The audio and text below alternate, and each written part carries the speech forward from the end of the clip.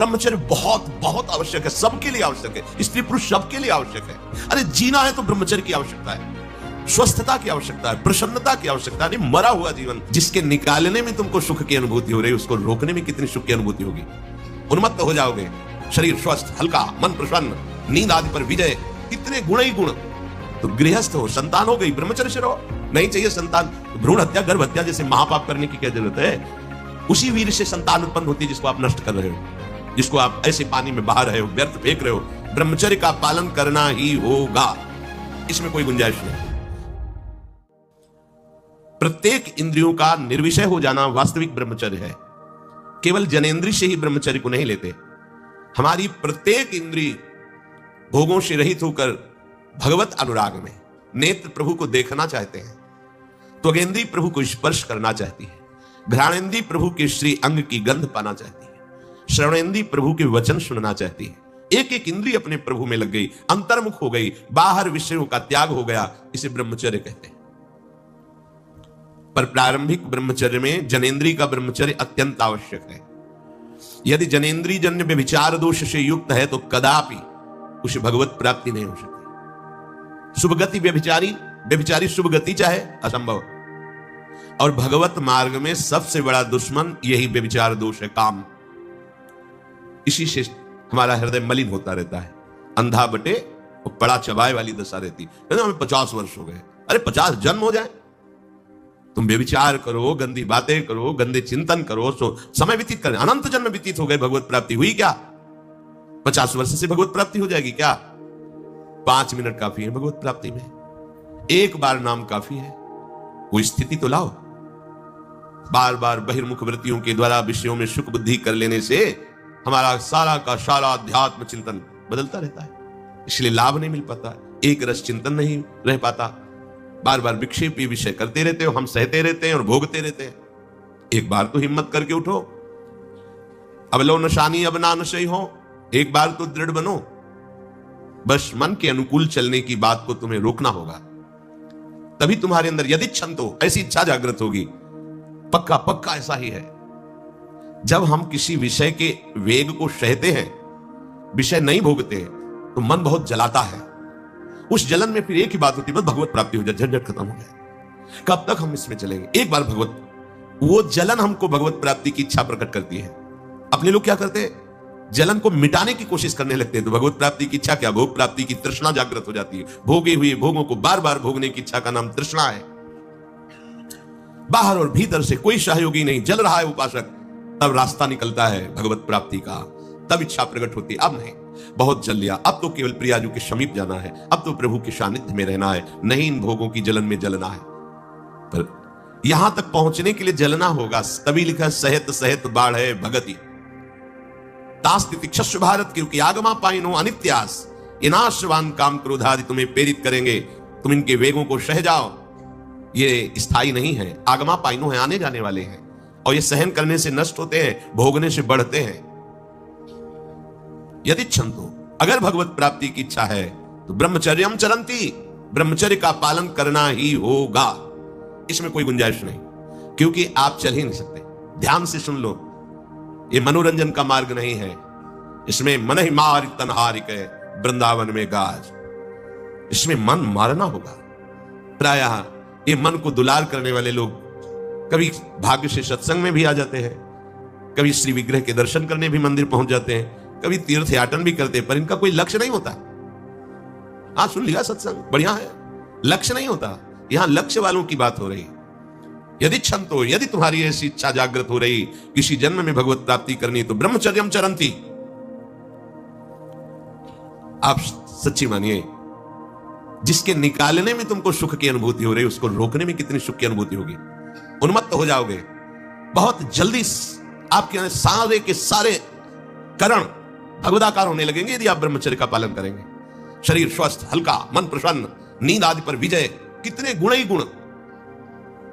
और ब्रह्मचर्यहीन आलस्य, प्रमाद, भोगों का चिंतन, मन का डिप्रेशन में पहुंचना, कमर में दर्द, टांगों में दर्द, सर में दर्द, घबराहट होना, बिना किसी कारण के मन भयभीत हो रहा है, भोजन अपच हो रहा है, बिना किसी प्रक्रिया के वीरनाश हो रहा है, बिना किसी प्रक्रिया के। काहे को?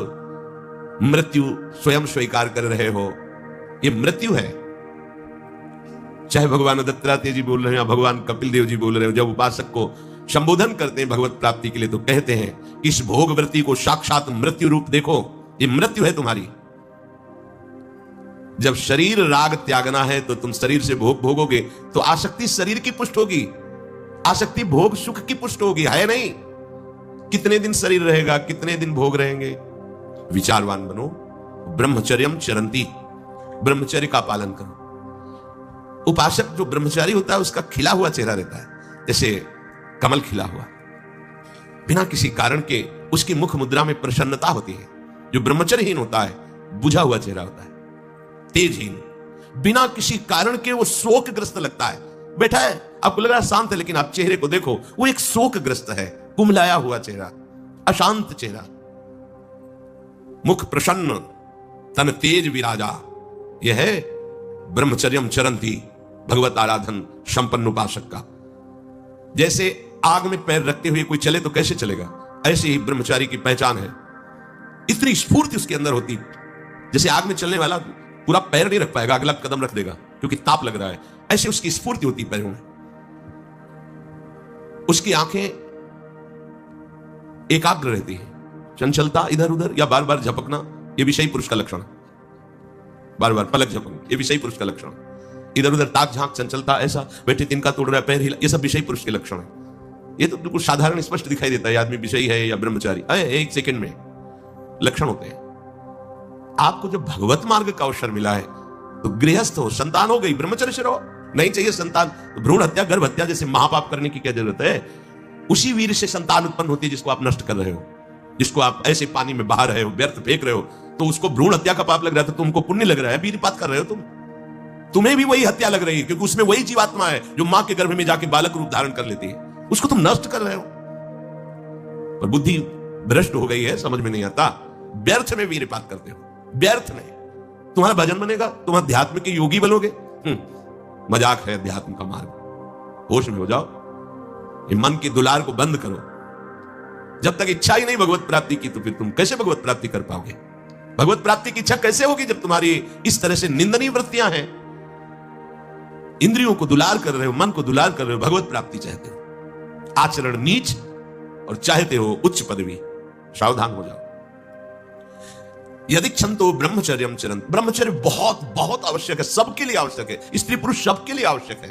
आप उसको केवल भगवत प्राप्ति से ही मत समझिए। अरे जीना है तो ब्रह्मचर्य की आवश्यकता है, स्वस्थता की आवश्यकता है, प्रसन्नता की आवश्यकता नहीं। मरा हुआ जीवन, रोज सुबह शाम निकल रही, रोज जीवन जा रहा है, किस काम का जीवन, गया गई, रात्रि गई, दिन गया, समय जा रहा है। तुम्हारा उद्देश्य क्या है, तुम्हारे हाथ क्या लग रहा है, क्या प्राप्त कर रहे हो।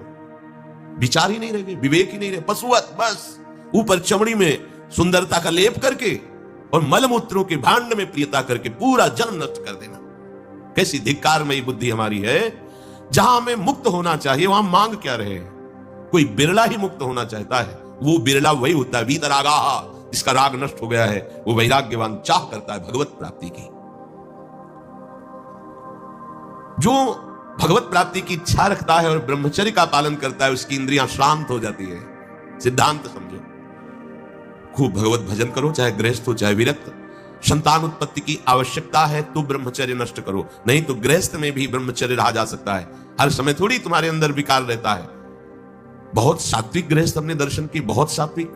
अब तो ऐसा देखना सुनना बोलना खाना पीना हो गया है कि ब्रह्मचर्य तो एक स्वप्न जैसी बात है, कोई इसे धारण ही नहीं करना चाहता। उसका कुपरिणाम सब भोग रहे हैं, सब भोग रहे हैं। नई अवस्था है, पता नहीं चलता है कि इसका जीवन का क्या उद्देश्य है, जीवन क्या है, समझ में नहीं आ रहा। मतलब कोई बाहरी संसारी हो तो चलो, बेचारे को मार्ग नहीं पता है, रोज सत्संग सुनते हैं, उनको यह पता नहीं कि मेरा उद्देश्य क्या है। अभी तक कैसे यही समझ में नहीं आता, उद्देश्य क्या है तुम्हारा। भोग उद्देश्य है तो नाटक क्यों कर रहे हो, जाओ मरो जाके भोगों में। अगर योग उद्देश्य है तो फिर चूक क्यों कर रहे हो, आगे बढ़ो। संपूर्ण इंद्रियां शांत हो जाती है उसकी जिसके अंदर भगवत प्राप्ति की इच्छा और ब्रह्मचर्य पालन। शब्द याद करो, ये शास्त्र है। यही तो हम चाहते हैं, इंद्रियां शांत हो जाए, यही चाहते हैं हम। भोग नहीं चाहते हम सब। हमारी इंद्रियों में जब वेग आता है तो हम परेशान हो जाते हैं, ये कैसे शांत होंगी। तो पूर्वाभ्यास रहा है, यही रास्ता रहा है कि जब वेग आवे तो इंद्रियों से भोग करो तो शांति मिल जाएगी। ऐसा और ये उल्टा है, त्यागात शांतिरंतरम, भोग का वेग आए सह जाओ तो शांत हो जाओ। पर उल्टा बात हमारी बुद्धि सिखाती है कि भोगों को भोगो तो शांति मिल जाएगी। और भगवान कह रहे जिन्होंने रचना रची इंद्रियों की और भोगों की भी, वो कह रहे त्यागात शांतिरंतरम, तो उनका त्याग कर दो तो शांति को प्राप्त हो जाओगे। चाहते हम शांति ही है, पर हमारी दुर्दशा है। एक आदमी गंगा के किनारे शांत बैठा, गंगा की तरंगों में आनंद ले रहा था। उसका मित्र आया, ओ कैसे बैठे हो? शांत बैठे। अरे नहीं भाई, कुछ करना चाहिए। वो चुप, बोलो ना, कुछ करना चाहिए। करने से क्या होगा? कुछ करोगे तो पैसा मिलेगा। पैसे से क्या करेंगे? भोग सामग्री लेंगे। भोग सामग्री से क्या करेंगे? भोगेंगे। भोगने से क्या होगा? शांत हो जाएंगे।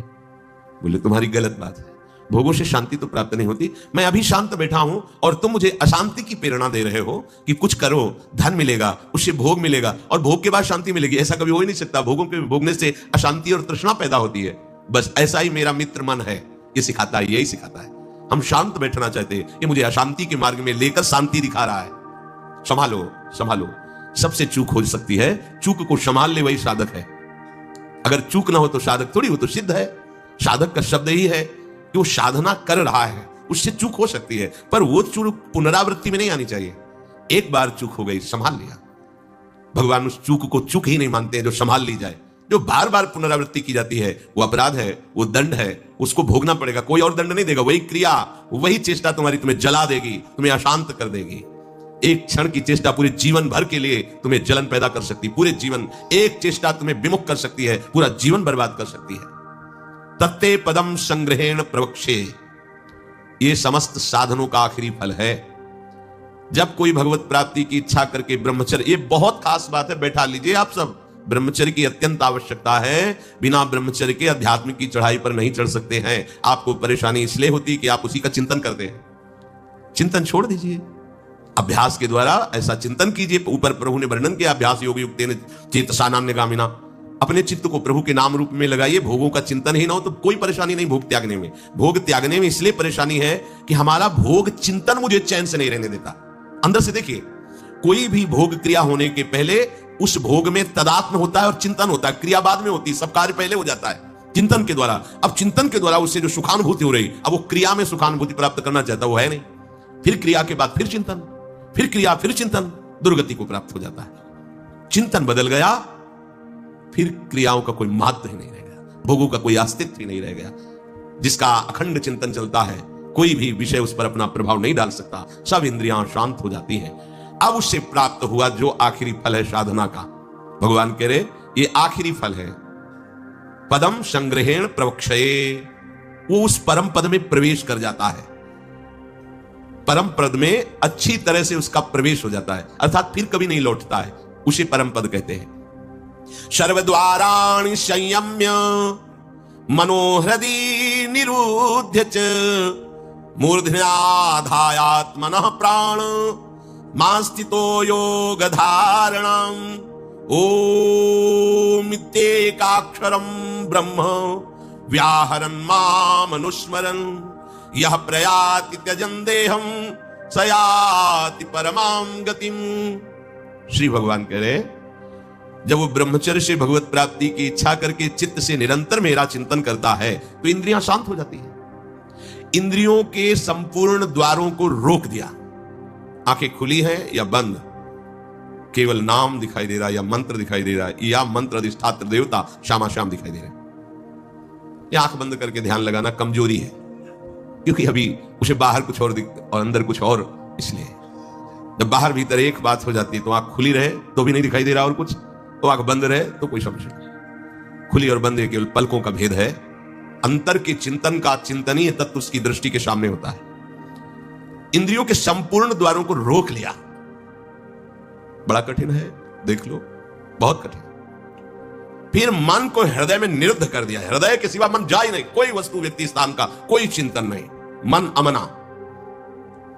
प्राणों को सूक्ष्म करके मस्तक पर चढ़ा लिया, इसे योग धारणा कहते हैं। और फिर इस समय